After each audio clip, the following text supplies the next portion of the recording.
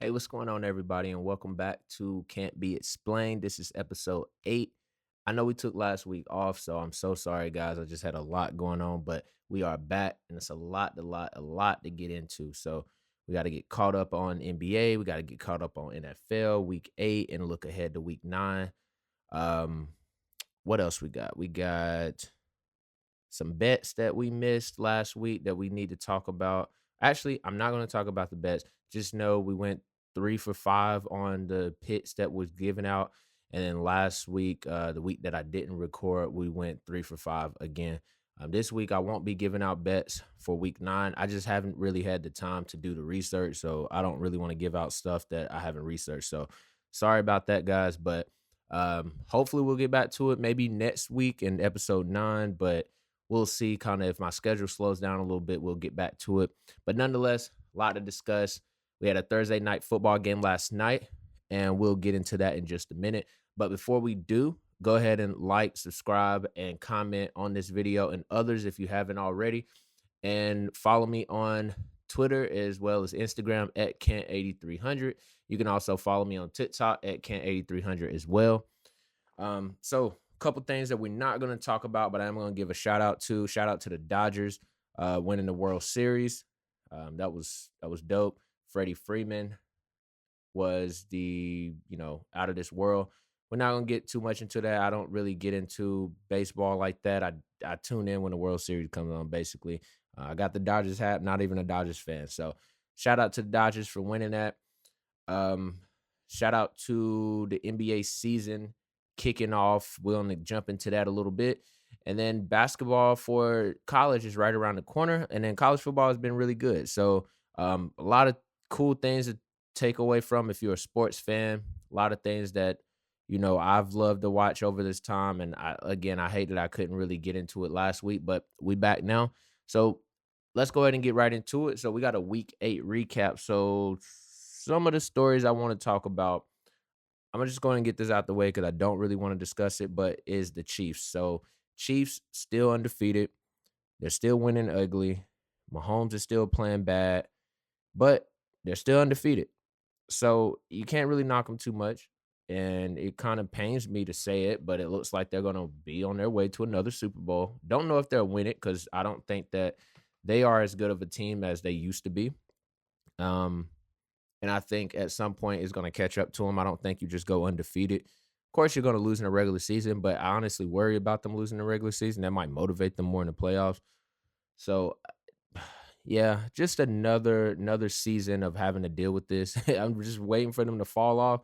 Looked like it was gonna be last year, it didn't happen. Looks like it's gonna be this year. It doesn't like it's happening. So whatever. We move, whatever. As soon as they lose, I'll be on here throwing a parade though. So anyway, let's go ahead and get past the Chiefs.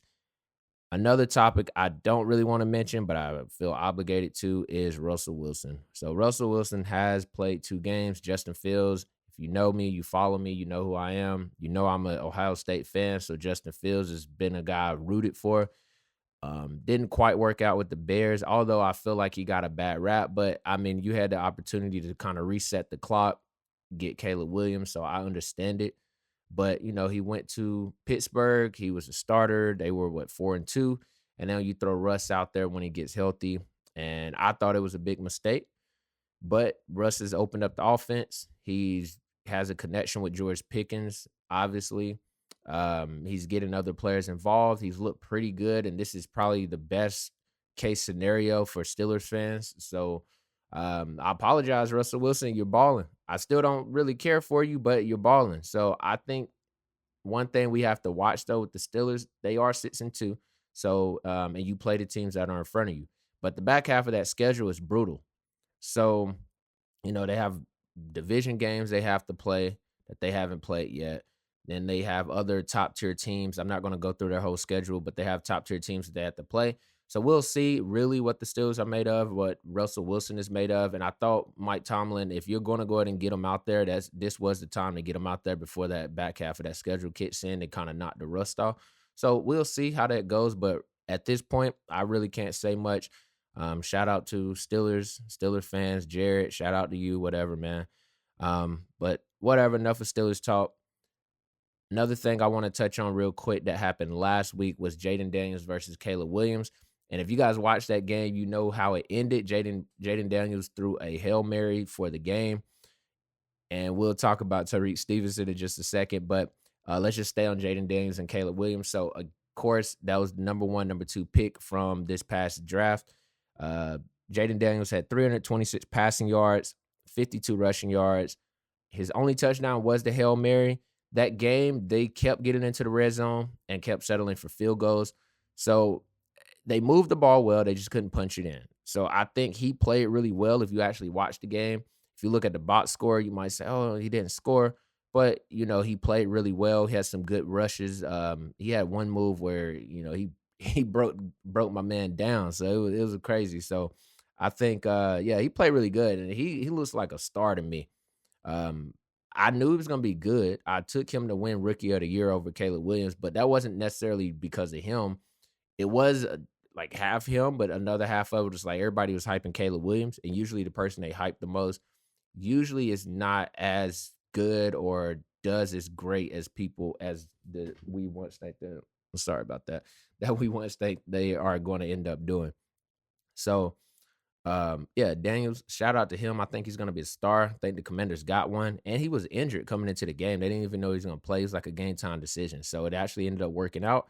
So shout out to them. They're fun to watch. They're 6-2. Playoff started today. They'll be the number two seed. And yeah, I'm rooting Commanders. Like, go Commanders. I have anything against you. Think it's great for the league because quarterback position is kind of in shambles now, which we'll talk more about in just a second as well. On the flip side of that, Caleb Williams. So Caleb Williams was pretty bad for this game.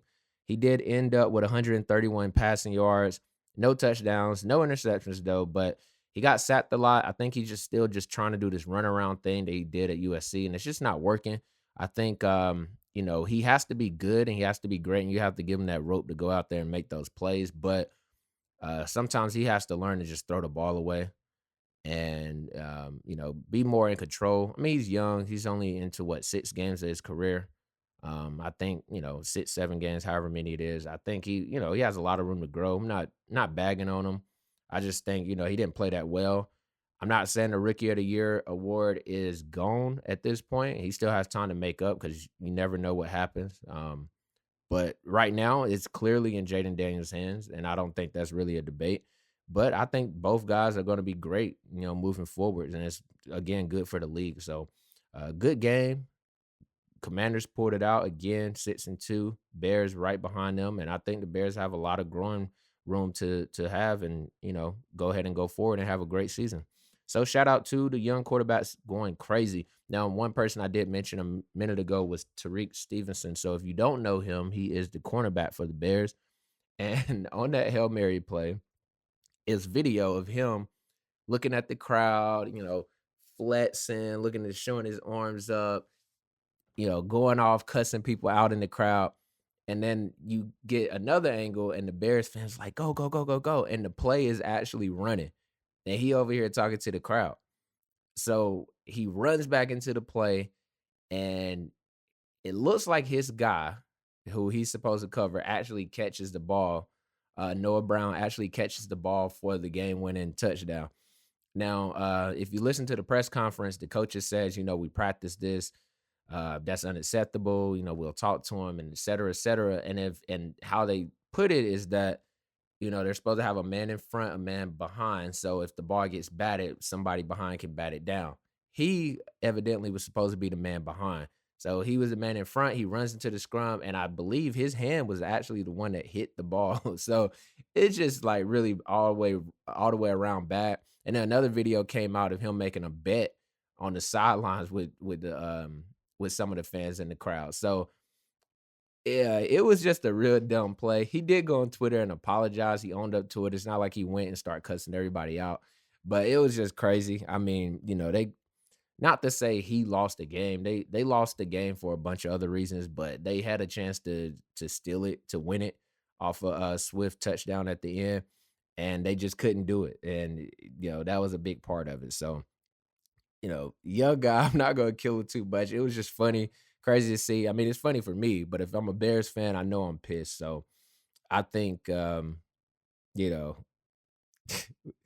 You can't do stuff like that, guy. You can't do stuff like that. But again, he apologized. So it is what it is. You move on to next week and hopefully you don't do stuff like that anymore.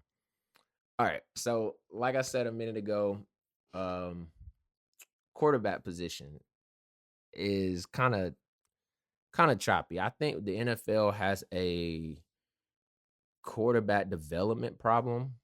And I say that because and I was discussing this with my boy Keith. So and he kind of agreed, but kind of not at the same time. And the reason I say that is mainly because we keep getting these young quarterbacks. They keep going high in the draft, and then they're on the bench or out the league. And if you look back over the last few years, this is kind of keep happening. Matt Jones, Trey Lance, and then so on and so on. And now the latest person is Anthony Richardson. And Keith's argument was, I think the hit rate is still about the same. Three quarterbacks, maybe one works, two maybe four quarterbacks, one work, two are serviceable, and then one is just unplayable.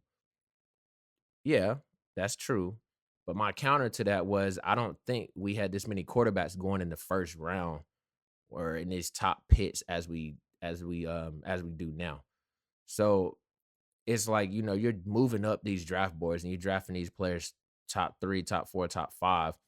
And then it's like if they don't get it done right then and there, they're getting benched. They're getting pushed out the league. You're putting them in horrible situations to start out with.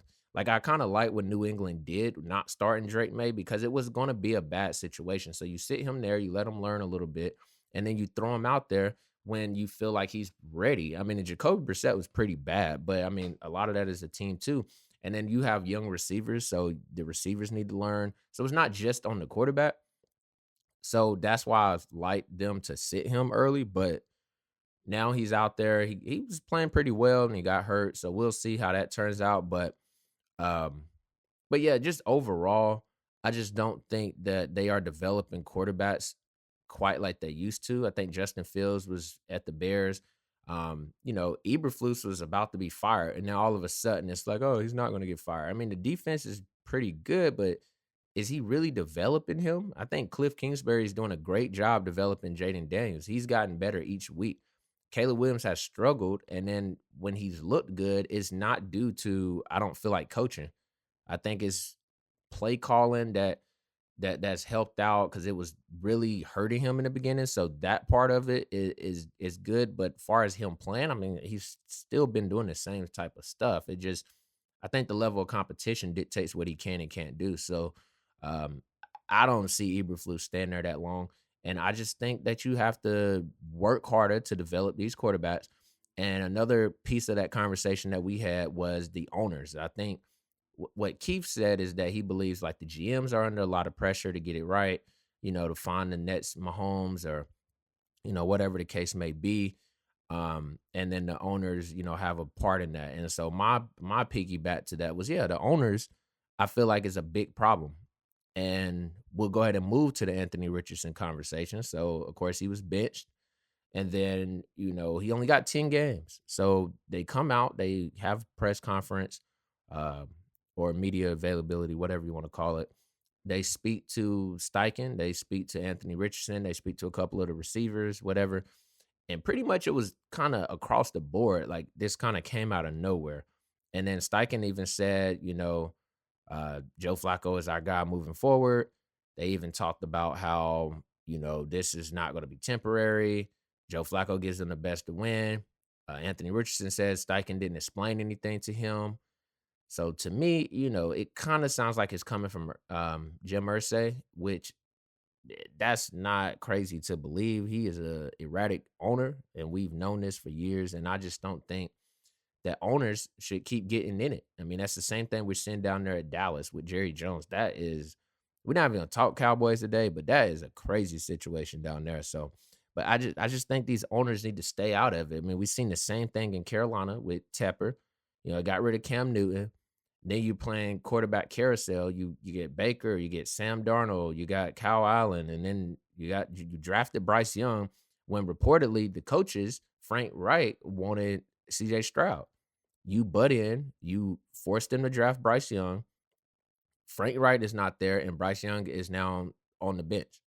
So I just don't. I just think the owners need to stay out of it, own the team, manage the team, but or own the team and run the team in a capacity of ownership, but let the football operations be managed by the people you employ. Stop butting into it. And I think this is another situation that Anthony Richardson is in. Now, has he been good? No. I mean, let's just point blank period. He hits 44% completion percentage this year, 50% for his career. He's only averaging 149 passing yards this year. I think 155 for his career. And for his career, 8 interceptions to only 7 touchdowns passing. That's not going to cut it. But when you drafted him number 4 overall, you knew this. He didn't have that many starts at Florida. He didn't have that many starts in high school. So you know that he was a project. And so if you're going to go and say, hey, this is going to be our starter from day one, you have the growing pains to go through. Unfortunately, he gets hurt, I think maybe 4 games into the season, 4 or 5 games into the season last year. So he misses the rest of the year. He comes out this year and, he's not playing too well, but you knew this is what's going to be. So you drafted a project, you throw him out into the fire early without even giving him any time to learn. So you feel like the best way for him to learn is to play. Now, 10 games later, you don't feel like that's the best way for him to learn. You think pulling him out of the lineup, benching him is going to be the recipe for him to get better. That to me just does not make sense.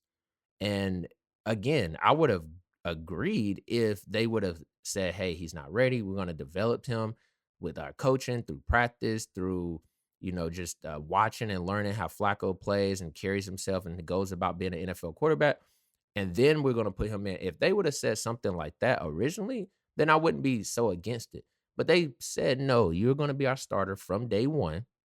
We're going to put you out here and you're going to lead us. And that happened, and now he's benched. And I just don't think you kill his confidence. He did say, "Oh, I'm tired," which is kind of crazy. I think you talk to him and have a conversation about that. But you just benched a guy for a 40-something-year-old quarterback, and then it kills his confidence for one. He's going to be on the bench until Flacco either gets hurt or the season is over and he retires or whatever. And then he comes back in, and if you didn't think you could develop him on the bench before, now why do you think you can now? So if he comes back in, let's say Flacco finishes the year, retires, whatever, and then he starts the year next year. You don't think he's going to have these same type of mistakes or these same type of growing pains? And I get it from Shane Steichen's point of view. Like if the owner is coming down and saying to you, "Hey, we're losing. I don't like what I'm seeing. I don't like the comments I'm hearing. Put Flacco in." You kinda got to. I mean, it's your job. It's either say yes and keep your job or say no, you probably end up fired. So I get it from his standpoint, but again, that going back to what I'm saying about the owners need to stay out of it. And we just keep having this issue.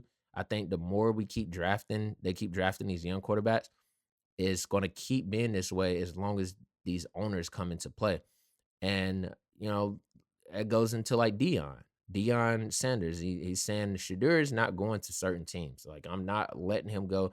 And I commend him for that because you can't like Bryce Young, for instance. I don't think Bryce Young is this otherworldly quarterback, but I also don't think he is as bad as it looks for the Panthers. I just don't think that if he would have right now, he's pretty bad, and I don't know if he can be fixed because his confidence is gone.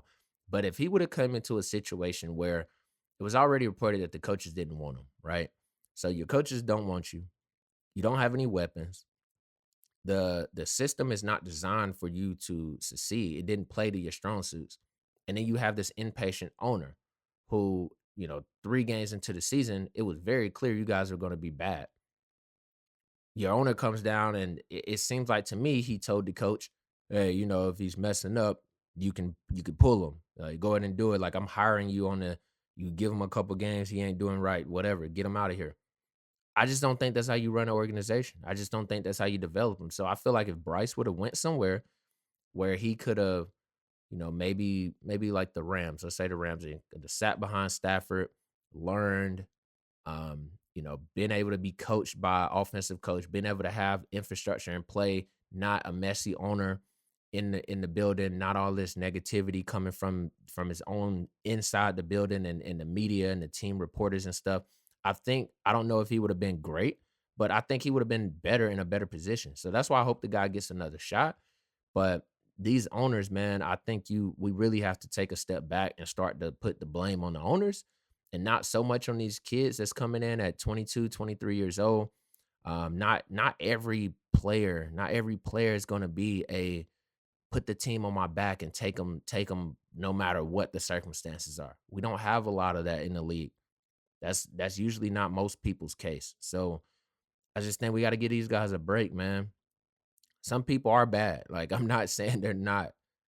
I just think that a lot of times it's a lot of the situation is very bad. And I think, in other situations we see, for instance, the like Jaguars, right? Trevor Lawrence, he came out and he was supposed to be, the man. He was supposed to be generational. And, he didn't show that his first year. And they were like, Urban Meyer, which I agree. Urban Meyer, that was bad. Ohio State legend, but horrible in Jacksonville. And then you get Doug Peterson in there, and he has this good year, and we know how that ended, beating my Chargers. And then it's just last year he's playing well, he gets hurt, and then he's out, and then this year it's just horrible. It's just the wheels have fallen off, and I just don't think that he is right now in the position to still be getting afforded the conversations that he gets. Like, I don't think he belongs in those kind of conversations. I don't think he belongs in that.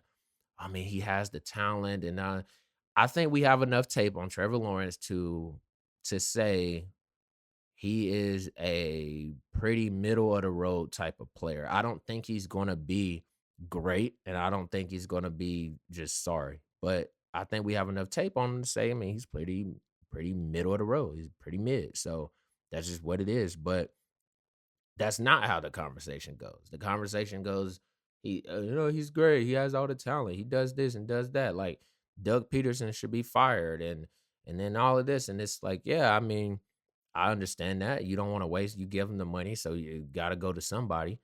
But, I think in that situation, like, he's living more off a reputation.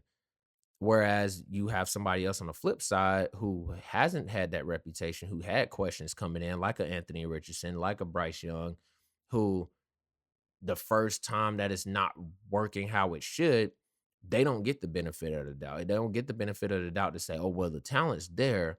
They just need, better coaching, better infrastructure. And I just don't get that. In the coach situation, I think they have good infrastructure as far as offensive line. They have some young receivers there. I think Steichen is a good coach. He was with the Chargers for a little bit, helping Herbert. And then I like that infrastructure, but when when the owner is just so like bad, it just makes that not work. So that's my message to the NFL. You guys have a quarterback development problem, and a lot of it is having to do with the owners. So we need to figure out a way to separate duties. Like, yeah, you own the team. You're not the coach. You're not the GM. Cut it out. So with that, man, we're gonna move on to some more NFL. We're gonna talk Chargers in just a moment. All right, what's going on, everybody, and welcome back in. So, like I said, we're gonna go ahead and talk about the Chargers. So this is my favorite segment, as you guys know. I love my Chargers. So last week, the week I didn't show you guys, so what, 2 weeks ago, we lost to the Cardinals on Monday Night Football, 15-16. We couldn't score. We kicked field goals the entire game. Then we went 5 field goals. Dicker didn't miss one. And then we just could not score. I mean, we had no receivers. Chark was out. McConkey was injured. Josh Palmer, I don't know, non-existent. Heard he's on the trade block. We'll see. Herbert's number one receiver was Will Dissly. Will Dissly, man. Just Tell me where Will Dissly played before the Chargers. Tell me, no, matter of fact, tell me if you knew Will Dissly was on the Chargers. You didn't. Have you ever seen a picture of Will Dissly? You know what? I'm gonna put a picture of Will Dissly on here, and you tell me if he looks like a NFL tight end. Now, that's no knock to Will. There's no knock. But I'm just saying, if that's your number one target, what are you expected to do? You know? When your left tackle, right tackle are playing well, the middle of your offensive line is horrible. Your center is bad. Left guard is bad. Your right guard is bad. Your left guard is actually a first round draft pick, which makes me even more upset. I digress. Herbert still with Will Disley as his leading receiver, the most targets of Will Disley's life, most catches of his life, threw for 349 yards. And we couldn't score one touchdown. One touchdown would have won us the game. Defense has been playing lights out. Defense has stopped everybody. The last drive of that Cardinals game, defense gave up a lot of stuff to James Conner, which actually put them in the position to score the game-winning field goal. I don't put that on the defense. And sometimes you're going to have some stuff where you give up. You're going to have some times where you give up some yards. You're going to have some times where you give up some um, you know, some big plays. I get that. You're not going to hold every team down. We're holding teams to 14 points a game. You're not going to do that all year. Sometimes they're going to go over that mark. We only let one team score 20 on us this whole year.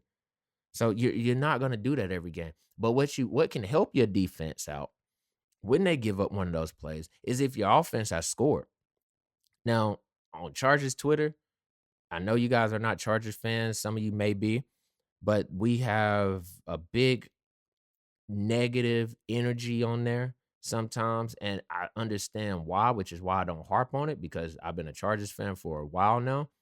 And well, I've been a Chargers fan for a really long time, but I'm in regards to being on Twitter. So being on Twitter and Chargers community or whatever, it's been negative ever since. But I understand why, again, because we have always faulted or faltered, always been in a bad situation, or we can win a game, we don't win a game. We hire a bad coach, we draft a bad player, whatever it is. So it's not a lot of positivity to go around. I try to stay positive, but it's not a lot. So I understand. But with that being said, the whole point of me bringing that up is Twitter hates Greg Roman. Prior to us hiring Greg Roman, they hated Greg Roman. Ravens Twitter, I have a couple of friends that are Ravens fans, and they told me when we hired, you're going to hate Greg Roman. And the first few weeks of the season, I'm like, yeah, I don't really like this guy. The last few weeks of the season, I don't really like this guy. But if you step back and you look at it, it's not necessarily all on him, okay? And I'm not really defending Greg Roman. I'm just saying, if you look at what's happening, so the first couple weeks of the season, right? Herbert missed a lot of training camp with the plantar fascia in his foot, right? So you come in, you want to run the ball. We play the Raiders. We already knew Jim Harbaugh's team, Greg Roman offense is going to run the ball, right? So we already knew that was going to be the case. So with that happening, that didn't surprise me. Run the ball, and we were running the ball well. It was no need for Herbert to go for 200 plus yards, 300 plus yards. There's no need for that, right? We didn't have the receivers to do that anyway. We got our number one receiver right now is a rookie, so we needed to ease him into it. So I wasn't upset with that. Fans were upset with that, right? On Twitter. Oh, Herbert ain't doing this. Herbert ain't doing it. Herbert will get his. Just calm down, right? The running game stopped working, and we started to lose games, right? And the reason that happened, why? Herbert had a high ankle sprain. Oh, just call this deep shot. Just call this play. One, what receivers do we have run deep shot? Our one receiver we signed to run deep shots, DJ Chark, has been out all year, looking like he's going to play this year, but I mean this week. But he has what one we had one receiver to do that. And he hasn't played. So I mean, what do you want? What do you want him to call? Okay. Number two, oh well, more passing. The guy has a high ankle sprain and he's playing through it. Most times when people get that, they sit out 4 weeks. Why are you gonna put him in danger of hurting the ankle again? In which he did play and he injured it again. So I just like I don't get what you wanted the play calling to be in those scenarios. And then since the bye and the ankle got better, it's been pass heavy offense, which is what you guys wanted, right? But when you do that, when you do a pass heavy offense, when you do a pass heavy offense, you don't have a run game, right? You relying on strictly just that, okay? Just as it's been in the past. Difference is the defense is playing lights out. And we don't have Keenan Allen and we don't have Mike Williams. So that it kind of works against you. Herbert is still making it work, but it's a lot of short passes. It's a lot of tough throws, just as it was before when Herbert had to play with Keenan and Mike out of the game when they were injured. Same thing, same scenario. A lot of tough passes, a lot of tight windows, and a lot of being placed on Herbert because we can't run the ball. So if you want to really be honest, it's not necessarily Greg Roman. It's more of the team construction, the same way it's been for the last few years. When you guys, Chargers Twitter, you wanted to keep saying, oh, you know, I don't like this offensive coordinator. I didn't like him neither, but I don't like this offensive coordinator. I don't like him either. Just like you guys wanted to run Kellen Moore out of town. I didn't mind Kellen Moore because I knew what he was working with.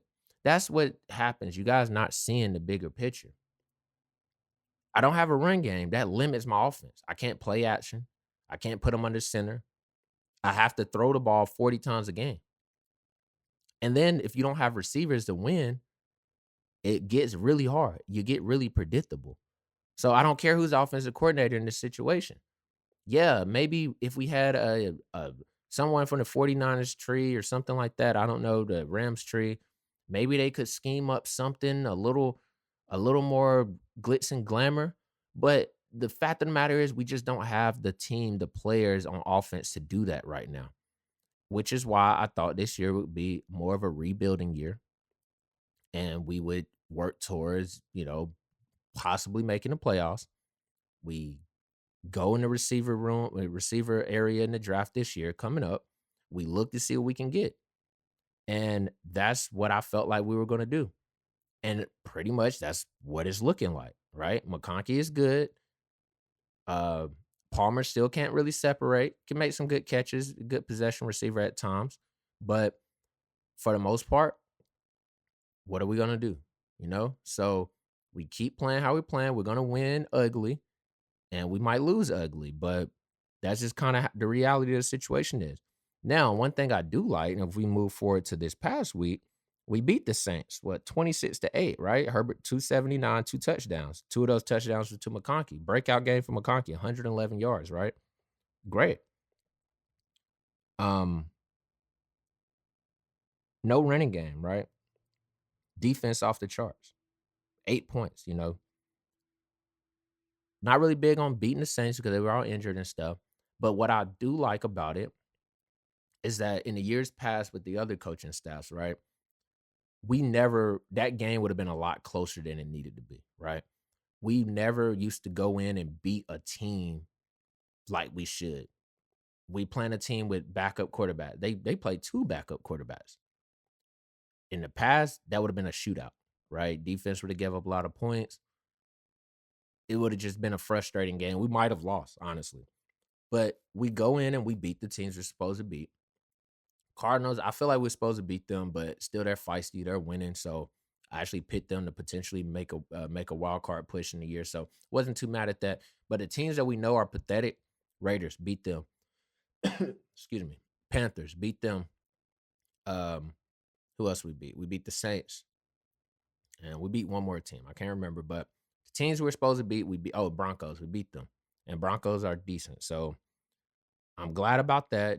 Offense is a work in progress. We supposed to get Chart back this week. We're supposed to get Quentin Johnston back this week with Lad McConkey. The tight ends are back. Hopefully, we can get the running game back going. We play the Browns this week. That defense is going to be humming.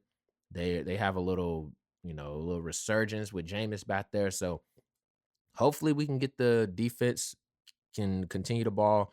Offense will open up with Johnston and Chark back, and McConkey can continue what he's already done. And then I know coming into this week, this trade deadline is coming up. Heard we've been calling around about a receiver. We'll see what happens there. I mean, all of the good ones I feel like that I was looking at are off the market at this point, but we'll see. We'll see. You never know who comes available. So, all in all, though, satisfied where the Chargers is at. I thought this is probably what it's going to be. I thought we were probably going to be sitting at about 4-3 or 5-2 right now. So that's pretty much on brand. We have a couple winnable games coming up. So if we win those, we're 6-3 at that point, and we're right in the playoff. But right now we're the number 7 seed, I believe. We might be 6 now. The Houston lost last night, so we really might be. We're right in the hunt. We have over ESPN stats is giving us over a 79% chance to make the playoffs right now, based on other teams in our schedule for the rest of the year. So we're in pretty good shape, and that's where I felt like we were going to be. But Chargers Twitter, it's not always on the coaches, man. Sometimes I do think coaching, a lot of it is on the coaches. A lot of Justin Herbert's career and lack of winning has been on coaching. But a lot of this is also at the top, at the GM level. The team is not constructed to do what you guys want it to do. So it doesn't matter who we bring in. I just don't think we have the players, like especially the last few weeks. No Quentin Johnson, no Chart, no Darius Davis. So Darius Davis, that gets rid of gadget plays. Quentin Johnston, that gets rid of a bunch of the yak stuff. So people focusing on McConkey. You have to use more tight ends. No Chart, no deep threats. Palmer's not a deep threat person. Like, it's nothing that I don't know who would have came in and said, hey, I have Lad McConkey, I have Simi Fehoko, and I have Josh Palmer and Brendan Rice. Let me cook up a crazy game plan that no one can guard. I just don't think that's a reality that you guys are understanding. So, Greg Roman, you're not my favorite guy, but it's not all on you. So Charger fans, really sit back and look at it and stop just going to blaming offensive coordinator every time the offense doesn't look well.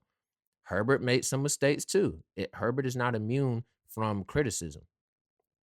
So let's just watch the rest of the season and watch it for what it is and understand that where we get and where we fall short, it's not necessarily the coaching. It could be on the coaching, but it's also on the roster construction. And this was always going to be a rebuild. We always knew that. And next year and the year after will be better years to judge this era and how it goes. Okay? All right. That's my TED Talk for the Chargers. So before we get out of here, last thing I want to talk about is the NBA. Just real quick, maybe about 5 minutes, 5-10 minutes maybe. I got a lot to say. So NBA is back. Lakers started 3-0, dropped their last two. Bronny got to play with LeBron. That was a great night. And now we have, again, Lakers news coming out that Jalen Hood-Schifino's third-year option is not being picked up, which he was a 17th overall pick, 21 games last year he appeared in, only averaged 1.6 points a game. And he hasn't played this year. So, like I said at the time, why are we drafting another point guard? Another point guard that we're not going to play. Like, the ball is going to be in LeBron's hand. We had Gabe Vincent out there. The ball is going to be in D'Lo's hands. It's going to be in Austin Reed's hands. Why are we drafting another guard? Why not get some size? Why not get a wing player that can 3 and D? We could have got the guy that went to Miami, Jaime Jaquez. We could have got the guy that went to Houston. I can't think of my man's name right now. The athletic guy from UConn. We could have got him. But no, you get a guard that you don't play, And then so that coaching staff and that GM situation, that just whatever. It's a thing in the past. We move forward. JJ Redick has looked very good in his first few games. The last two we failed. I won't say he looked bad. LeBron hasn't played up to his caliber level that he should be playing up to, and we've seen that early in seasons in LeBron's career. So not really worried about that. Think they'll turn that around. Um, but yeah, Lakers do better, draft better, and move better, and leave Bronny alone, fans. Y'all worried about a 55th overall pick when the team selected somebody 17th overall that hasn't played. Bronny has as many points as Jalen Hood Shafino has, right? So it actually has more this year. So let's leave that alone, okay? Um, one other thing, two other things I want to touch on really quick. Giannis and Dame. That is horrible. They traded Drew Holiday for Dame. Drew Holiday wins the ring. Dame and Giannis are 1-4 this year, and they were bad last year.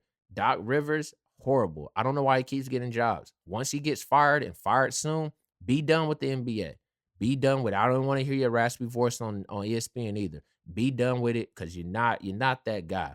It's just not it. And Giannis is going to force his way out of Milwaukee soon. Don't know where he will go, but it's over. It's over for that too. And then last thing, Paulo Banchero, little LeBron is out 4 to 6 weeks. That's my guy. I bet on him to win most improved, and I bet on the coach to win coach of the year. Magic to be a top 5 seed in the East too. So I don't know, man. Hopefully, Magic hold it together until my boy gets back, and then we'll be good to go. But that's all I have for you guys today. Thank you guys for tuning in and listening. Once again, if you haven't already, like, subscribe, and comment, and follow me on Twitter and Instagram at Kant8300, as well as TikTok at Can't Be Explained. I'll see you guys next week, and enjoy the games this weekend. And everyone be safe. Peace.